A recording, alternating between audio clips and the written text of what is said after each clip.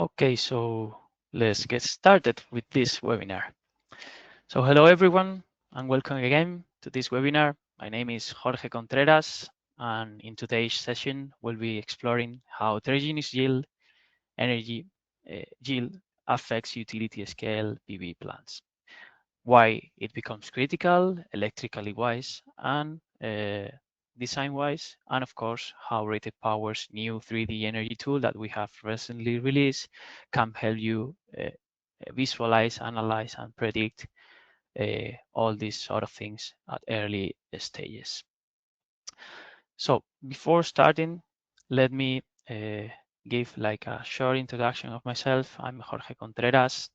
I'm a technical advisor here at RatedPower for the Iberian market, which is Spain and Portugal companies, Spanish and Portuguese. Then my passion here, I help the people and users within RatedPower, new and already users, to understand and to make the most out of RatedPower. As a background, I'm an industrial engineer with a strong passion, of course, for renewable energies, as well as software as a service is innovation. So this is the agenda that we'll be covering today. We'll be starting addressing the challenge, why an even energy yield matters. Then we carry on with the main consequences of having an even energy yield, specifically in electrical parts. Then we'll be presenting the new RatedPower 3D model and the benefits of using it, how it can help you optimize PV designs. Then we'll be doing some practical examples and comparison on a live demo to identify underperforming areas and anticipate issues during the design. And of course, as I said, if you happen to have any question, then please let us know because we have a Q&A session at the very end of this session. Okay, so let's jump into the challenge. So what's the real challenge here? So when we talk about PV plants, specifically in early stages, we normally tend to design them like assuming uniformity.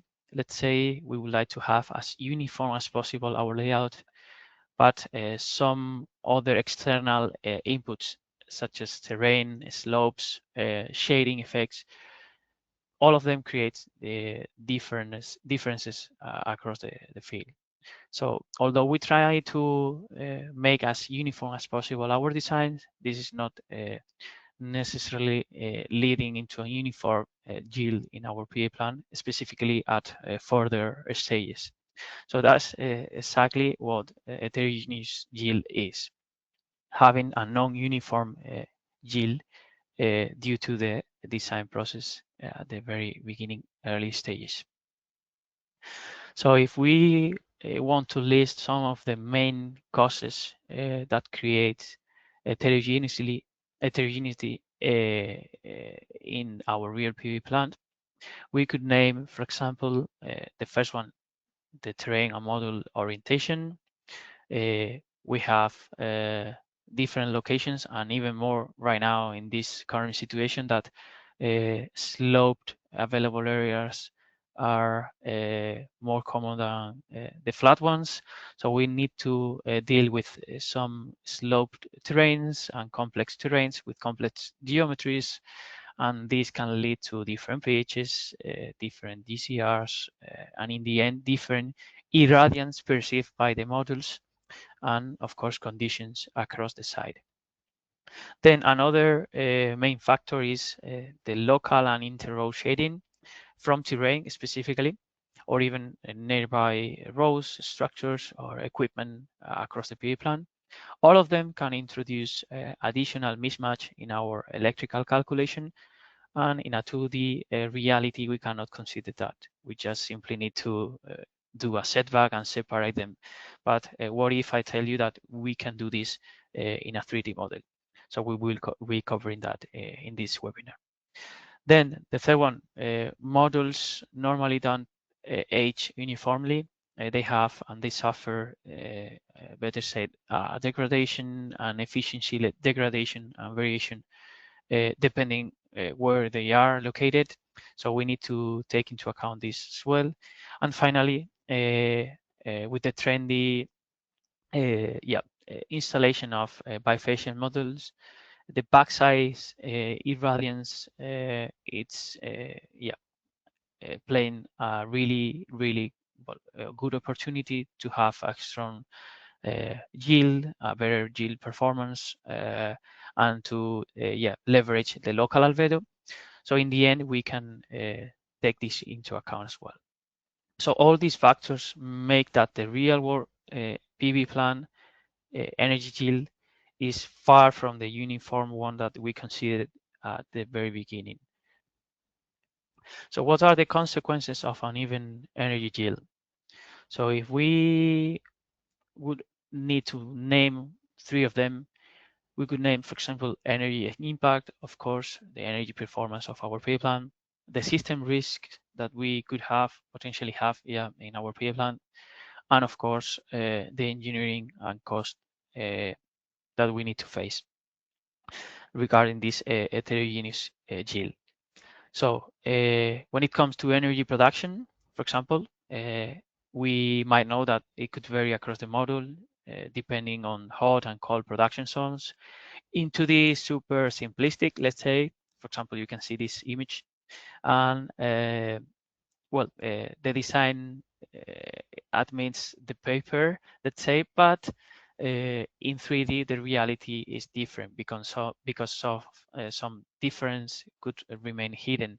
So, for example, here, as we have a hidden variability not seen in 2D, but if we would go to the 3D model, as this real PV plant example that we'll be covering today, we could have, for example, in the 3D model, some areas hidden regarding hot and cold production zones, different string configurations and electrical configurations that could lead into mismatch losses, as we can see here. So in the end, with the 3D model, we can dive deeper, as you can see in that picture, into that level of detail, and we can check from early stages the energy impact. Then, regarding the balance of the system, all the risk accounted in this bucket. So they could potentially unbalance the production, introduce uncertainty. Why? Because as we can see here, we can perfectly have our electrical system taking into account the different voltage drops, taking into account the different cabling lengths, for no matter you have a DC, AC, MV cabling system. But in a 3D reality, with the new model of RatedPower, what we can do is we can go to that level of detail and review layer by layer. For example, here the voltage drop differences between, for example, certain areas of our PV plant regarding the cabling system that we have used, for instance, different cross sections. Of course, we can do the same by switching other layers, such as the DC-AC ratio. So that's another additional point of the 3D model. And finally, engineering and project cost. Since we have variability in 2D, when it comes to 3D, we have the possibility of going back and forth with RatedPower new 3D model. Why? Because we can go from the early stages in the preliminary designs, doing all the layout and electrical layout, but by clicking the documents and doing the simulations in 3D, we can get all the cabling system, all the 3D effects taken into account. And of course, we can re-update all the documents. So to get, for example, all the cuts without expending like so much time on this process. And of course, time is money. So CapEx and OpEx on the preliminary stages. So we can do that right now with this model in RatedPower as well. So in the end, the solution could be the new 3D model within RatedPower. Why? Because with this new 3D model, we can close the gap. We can move uniformly from the 2D assumptions that we saw previously to the real 3D ones, specifically in the electrical system. Why? Because this is a new simulation. Of course, it provides much more granularity. It goes from the bypass diode, let's say, level from the models, going through the strings, the inverters, and of course the power stations across an area. But of course, it combines not only the 2D model that we previously generated in RatedPower, but also all the ray tracing analysis. And of course, if we have a tracker structure, the terrain-aware backtracking algorithm, so to get a better and advanced electrical model. What else? So in the end, as a summary, with this new tool, we leverage granularity. We can analyze results model to model, inverter to inverter, power station to power station, or even area by area. So to have in the same environment a better level of understanding on how our PA plan is behaving. So let's jump into the live demo. But before doing this live demo and jumping into the software, let me share with you, we'll be sharing as well this after the presentation, these resources. First of all, the 3D validation report. This is kind of the angular stone that we are currently using. So to understand what is the baseline of our 3D model. Of course, we have in our help center, if you search by, for example, 3D, you will find different articles regarding the new 3D model and how to perform simulations. And of course, if you want to check which is our 3D terrain-aware backtracking algorithm, this is coming from NREL. So feel free to use this link and check our backend calculations that we are currently using. So for this exercise, we will be doing some comparisons, and to do them, we have replicated internally this real PV plan within RatedPower. We'll use this spread throughout all the comparisons, let's say. As a quick summary, this is a PV plan located in Cáceres, Spain, with about 33 megawatts peak installed and nearly 31 megawatts AC of rated power. It uses, because we have done a little bit of research, it uses 545 watts peak monofacial models. That's important. The preliminary analysis it's with monofacial ones, mounted in a 2-portrait agri PV trackers with 10 central inverters sized at 3.099 megavolts ampere. So the entire layout has been replicated and rebuilt within RatedPower. So the idea is to do the comparisons with this exercise. So what are the comparisons? So we have made 3 of them.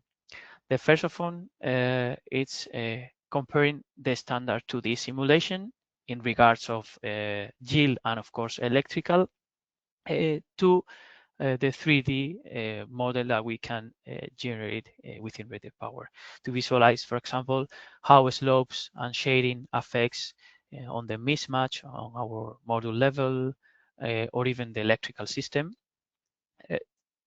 Then we have the monofacial analysis versus bifacial one. We will be evaluating a potential repowering of our PV plant because we will be able to see how these bifacial models improve the gain within our model. And finally, we'll be comparing the backtracking algorithm that we could use within the software, which is a flat 2D backtracking algorithm versus a terrain-aware backtracking, which we standard from NREL. So Let's jump into the comparisons. To do so, we're gonna navigate and get into the software. Here we have it. This RatedPower. As a quick summary, we'll be going through different tabs and explaining some main features of RatedPower.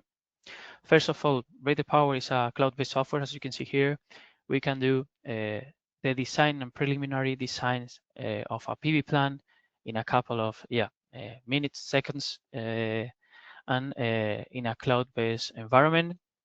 The main idea and the original, let's say, leg of RatedPower is to do these sort of projects as fast as possible and do as many iterations as possible. So if you consider a project kind of a folder, let's say this one, Granada, so within this folder, we will be able to run as many simulations as possible, an automated way to generate the design and of course all the documents related to that.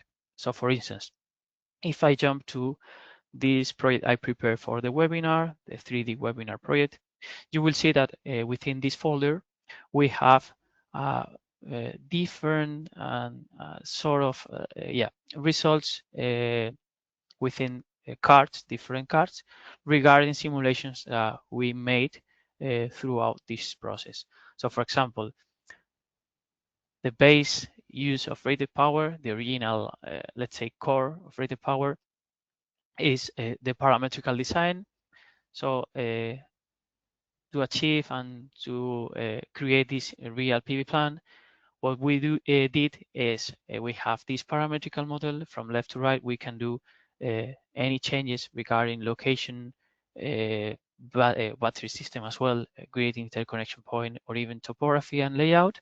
And whenever we make any changes, let's say the pitch distance, we can click over Run Design, and we will get, as I said, super fast and quick, a new version of my design, properly updating all the results regarding energy, financial, and of course, the most important part, which is the documents output that we can get from RatedPower. Okay, so the second leg that we used for this replica of PV plan was the layout editor. Why? Because apart from relying on the automation of RatedPower that we saw right now, we could easily jump into an editing mode. Why? Because with the editing mode, we can go into much level of detail, so to move some structures, replace some power stations, or even redo the road system within a PV plant, so to align it for a real PV plant.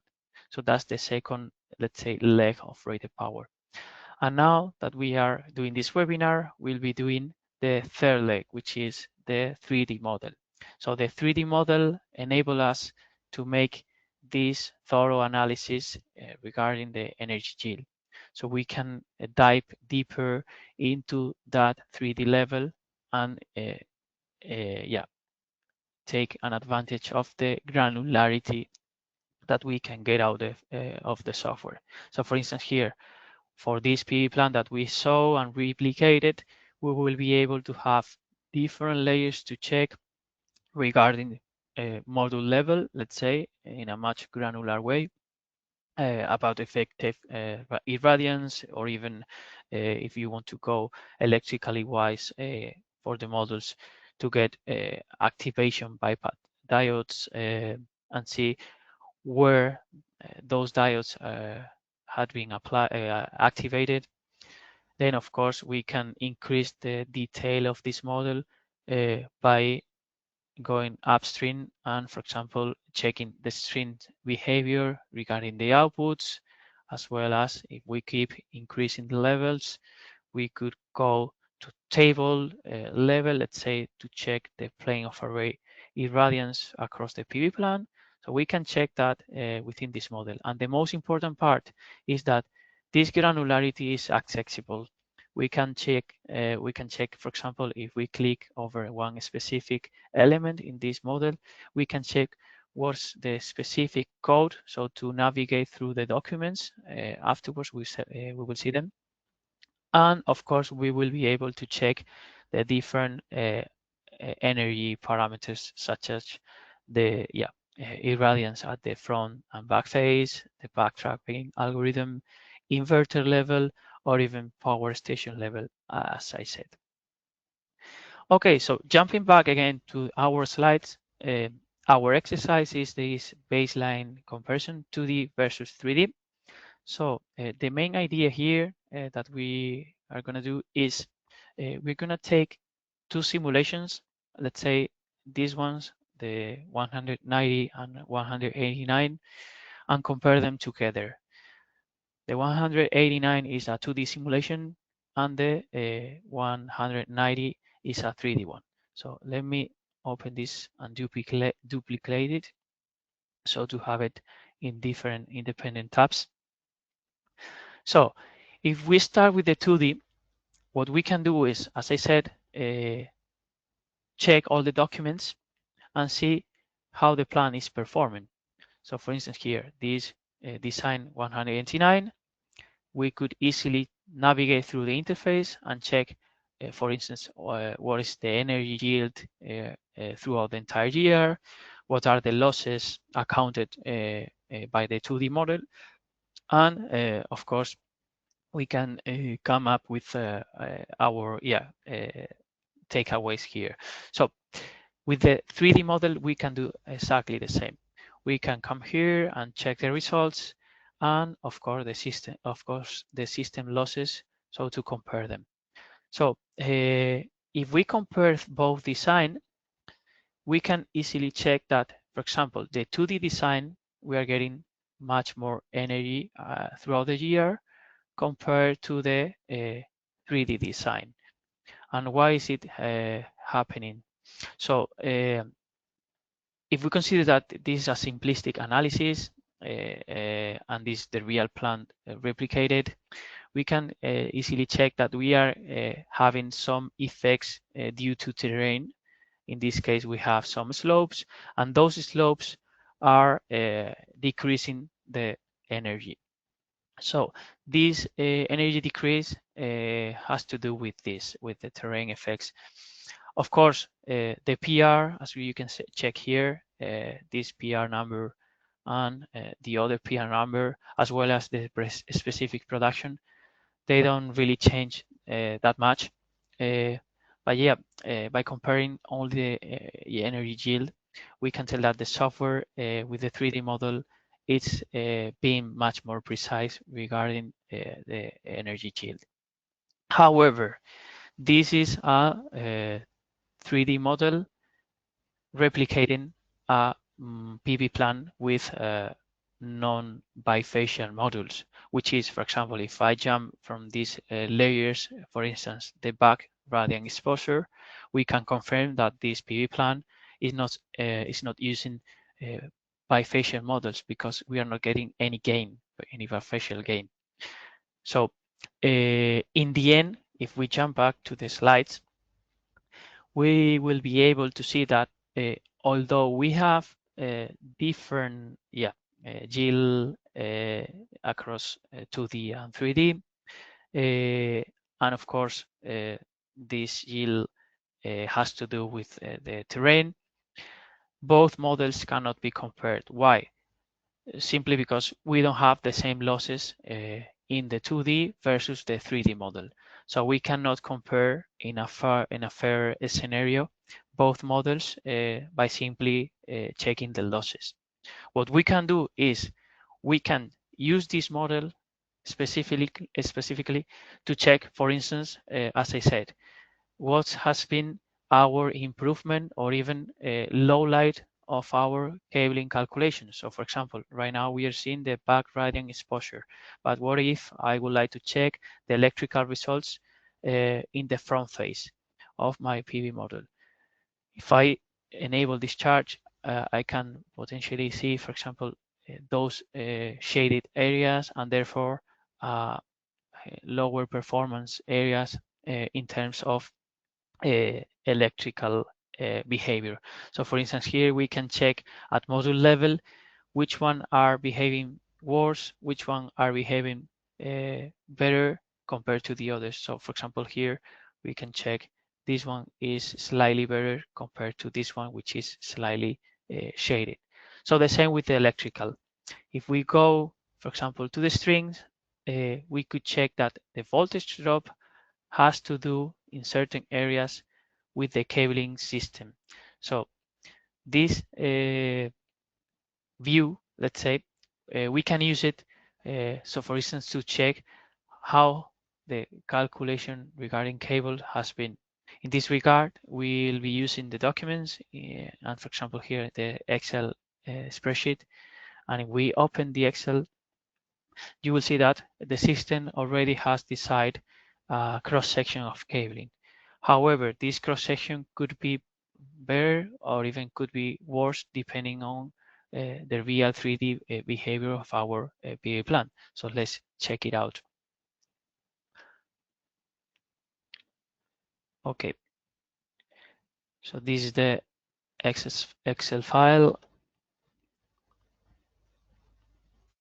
Cool.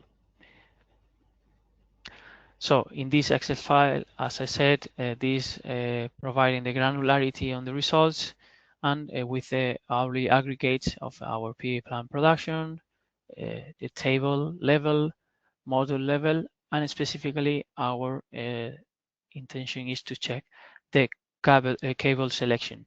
In this case, we can easily check that the software has selected one specific cable section, which is 185, as well as maybe other cross sections. So what if I change those cross sections to like a bigger one, let's say? So we could easily see that if we jump back to the project. I have already made this simulation in 3D, which is this corrected one by simply changing the cabling. So for example, here, if we jump to edit layout within the original one, where we can see all the voltage drops, specifically this area, maybe that one, and so on. If we jump into edit layout, we can easily, for example, come here to electrical and tell the software, okay, instead of using the stream box to inverter cables around 120 millimeters, square millimeters and 185 square millimeters, let's increase the cross section so to improve the voltage drop. So if I regenerate the design, I will get all the documents properly updated, and the same with the 3D. If I redo this 3D energy, I will get all the 3D layout and all the layers properly updated. So instead of doing that in live, I have already prepared this one, which is the corrected one.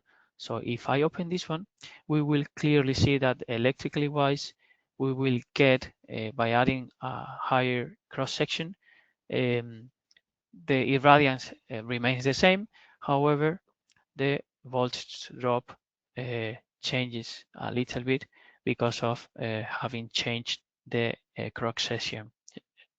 And it's exactly as I said, if I go back to the original one, this is the baseline 2D, the baseline 3D, sorry, and this is the corrected one with the corrected cross sections. We can easily check that. And of course, we can correct that. Cool. Okay, so first exercise already made. Then the second one, monofacial versus bifacial. So to do this comparison, let me jump into favorite ones, and I have already created an exercise between the bifacial and initial case, which is the baseline. So if I open this baseline, and also if I open another tab, duplicate it, the bifacial one, we will see that definitely the 3D model leverage this analysis. Why? Because in the original one, we could easily see that the back irradiant exposure is not taken into account because we don't have it. But if we open, for example, a model, bifacial model within this analysis, we will see that we getting bifacial gain regarding to this topic. So by swapping from monofacial to bifacial, we can confirm that this statement with the ray tracing in the front face, well, we are getting a better, well, this kind of the same front face, let's say. Why? Because if we go to a front face effective radiance and then we go to the results, we can clearly see that we get almost the same energy, well, more energy in this case because of bifaciality gain, which is 3.82. Almost the same PR and a specific production, that's correct. However, what we are getting better is this back face irradiance. Why? Because with the back face irradiance, we can perfectly see those examples of the edge effect. We are perceiving much more energy on the edge borders of our pre-plant due to the albedo that we are perceiving, and therefore we are leveraging the ray tracing analysis in this regard. So if we would need to compare this by the system losses, we could perfectly see, for instance, that in a summarized way, we are getting almost the same front face effective radiance between both models. However, we are getting, of course, the back face irradiance. So if we jump again to the slides, we can state that we are getting with monofacial the same irradiance in the front face compared to the bifacial, almost the same. It remains almost the same. However, with a bifacial in 2D versus bifacial in 3D, what we are getting is kind of a 20% improvement in the back face effective radiance perceived by the software, simply by using the 3D model. And this is a good, remarkable scenario. Why? Because again, if we jump back to the software for the model in 2D with the bifacial models, we are getting significantly low irradiance in the back face compared to the 3D. And we can easily check that here. Okay, cool. So this one, for example, if we would need to go to results, this is the bifacial one, results, energy reports. And then if we open it, we will get the results in terms of energy. And of course, the energy real or the 2D, we are getting those values by using bifacial model, but we can clearly see that the back face effective irradiation is well, significantly low compared with the 3D one, which is this one, that we are clearly seeing that we are getting 20 kilowatts hour per square meter more. Cool. So finally, let's do the other exercise we see, which is the terrain aware backtracking versus flat backtracking. So what can we say? So if we do this exercise, what we are aiming to have is for the flat backtracking, what we are doing is a 2D backtracking. We are not considering the inter-row shading casted by other structures. So every tracker moves identically, and when the terrain is kind of flat. But with the 3D model, we can avoid using this algorithm and use the the terrain aware backtracking. So this can cause a significant increase on the yield. So let's check it out. Again, if we go back to the design, let's jump to an already existing design card, specifically favorites, and let's compare this BS scenario, which is terrain aware backtracking by default. By the way, you can check and change this sort of simulations by clicking on the parametrical model. For example, this 3D model is by default using terrain-aware backtracking. How can we check that? If we edit the layout and if we go to energy, we will see that the tracking strategy by default it's using the terrain-aware backtracking. However, if we simply change that and then redo the design, we will get a fair comparison between this model with terrain-aware backtracking versus flat backtracking. That's exactly what I did. So again, if I go to the C analysis in 3D, which is this flat backtracking, and then if I duplicate the tab and I open the terrain-aware backtracking one, which is the B1 from the past exercise. Okay, bifacial. Okay, so both scenarios now have bifacial modules.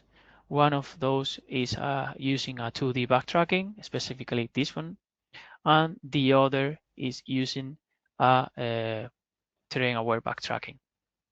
So what we can see and what we can perceive is that we are getting less energy. So for instance, for the flat backtracking, we are getting almost 1 gigawatt hour less throughout the year compared to the terrain-aware backtracking one that we are getting 1 gigawatt hour a year more.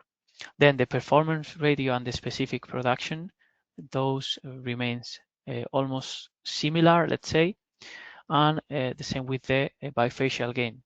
Since we have the same bifacial models, we are getting 3.88 versus 3.82. So what's the deal here? The deal here is to have like a comparison between both models. And what we can see is that, for example, with the terrain-aware backtracking, we are better in the effective radiant exposure or even in the front face shading. So we can have, for example, less shades because of using a simple algorithm in a couple of seconds that we saw earlier, compared to the other one. The other one, for example, the flat terrain backtracking, we can see, for example, the shading loss. We are getting so much shading loss because of not applying this algorithm. So in the end, we can understand that the 2D backtracking versus the terrain-aware backtracking, we are increasing in 1.82 the yield, and this quite good research. Okay, so that's pretty much for today. Sorry guys if you have found it like so much stuff to cover in today's session. As you could see, the software interface has like so many layers. You have different of them to check them. So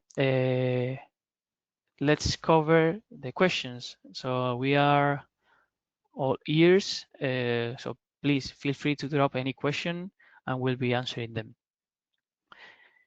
Cool. So I can see one of them here. So for example, someone is asking, can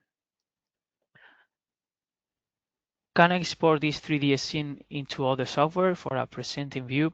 Yeah, you can. You can easily navigate through the documents, and for example, you can export all these layers that we have been using in an AutoCAD format, or even you can export them in a 3D open source formatting, which is GLTF, which is totally presentable. Okay, so next one, what is our ray tracing calculation engine? So right now for this simulation and ray tracing calculations, we are using Radiant. Radiant is a platform used for this calculation, and it's taking our 2D and 3D model coming from the parametrical to convert it into a 3D model analysis tool from module level to table level, etc., etc. Okay, so is it possible to check the plane of array irradiance for an individual tracker? Yes, it is. So we can come here to all the layers as I said, they are like so many of them. But if we jump to specifically, if we want to check for a specific tracker, we can go further, specifically inside the table front face and front plane of array radiant exposure. And here we can go, instead of check model by model, we are checking structure by structure. What is the total front face and back face radiance exposure, as well as some other parameters such as inverters and power stations. Okay, then can we get this calculation at sub-hourly level? Well, the answer is no. Right now, the calculation model is using a hourly level, not sub-hourly, since this is a recent release. However, we'll know that for our feedback, but in right now, let's say solution within RatedPower, all the documents and all the stuff is accounted hourly. So for example, you can see the Excel file, and in the Excel file, we can check everything related to the PA plan hourly, for example, in terms of aggregates and so on.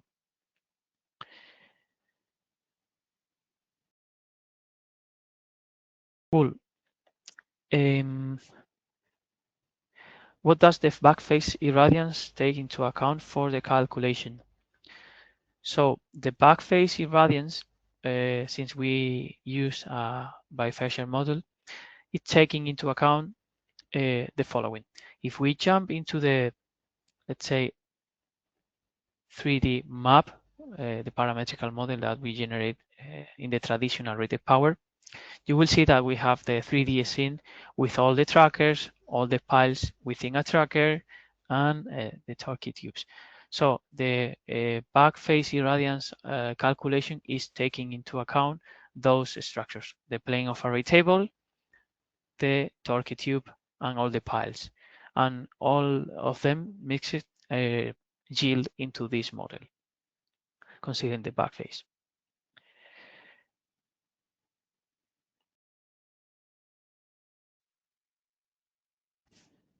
Okay, so I don't know if there is any other question, but if you have any other question, we can get back to you after this webinar. And yes, that's pretty much all. I hope you have found this useful and interesting.